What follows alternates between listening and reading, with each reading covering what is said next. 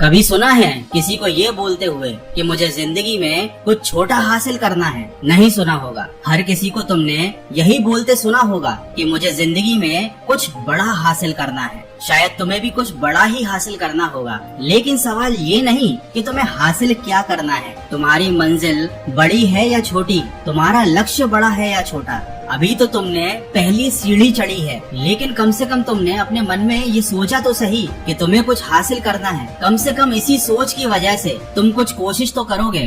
तुमसे ज्यादा गिरे हुए तो वो लोग हैं जिन्होंने आज तक यही नहीं सोचा कि उन्हें कुछ हासिल भी करना है। बड़े और छोटे का सवाल तो अभी शुरू भी नहीं हुआ, लेकिन ये तो केवल पहली सीढ़ी है। सोचने से कहाँ मिलते हैं तमन्नाओं के शहर, ये शायरी आपने जरूर सुनी होगी।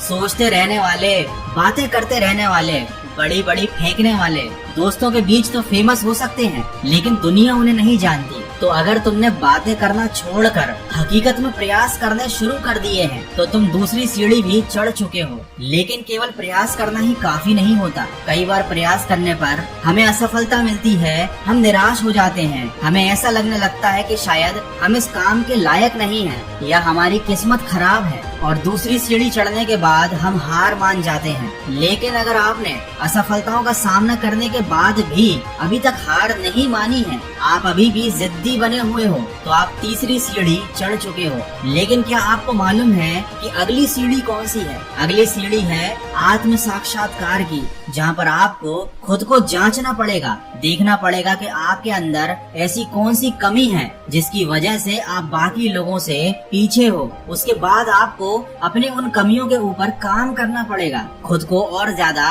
बेहतर बनाना पड़ेगा। और अगर आप ये काम लगातार करते आ रहे हो, खुद को बेहतर बनाते जा रहे हो, तो आप चौथी सीढ़ी भी चढ़ चुके हो। लेकिन अधिकतर लोग तो चौथी सीढ़ी तक पहुंचने से पहले ही नाकाम हो जाते हैं। लेकिन अब आप अगला कदम बढ़ाने वाले हो पांचवी सीढ़ी की तरफ, जो है प्रेम की सीढ़ी। आपने कई बार कृष्ण भक्तों को ये बोलते हुए सुना होगा कि उन्हें भगवान श्री कृष्ण से प्रेम है, चाहे वह भक्त स्त्री हो या पुरुष। लेकिन ये बात सुनने में थोड़ी अटपटी लगती है, क्योंकि अधिकतर भारतीय लोग इस बात का सार नहीं जानते। पांचवी सीढ़ी मंजिल को पाने की अंतिम सीढ़ी होती है। हो सकता है आप भक्ति ना करते हो, लेकिन फिल्में तो देखते ही होंगे, और ये डायलॉग तो आपने सुना ही होगा कि किसी चीज को अगर शिद्दत से चाहो तो पूरी कायनात आपको उससे मिलाने में लग जाती है। ये होती है प्रेम की ताकत, लगन की ताकत, और यही होती है पांचवी और आखिरी सीढ़ी।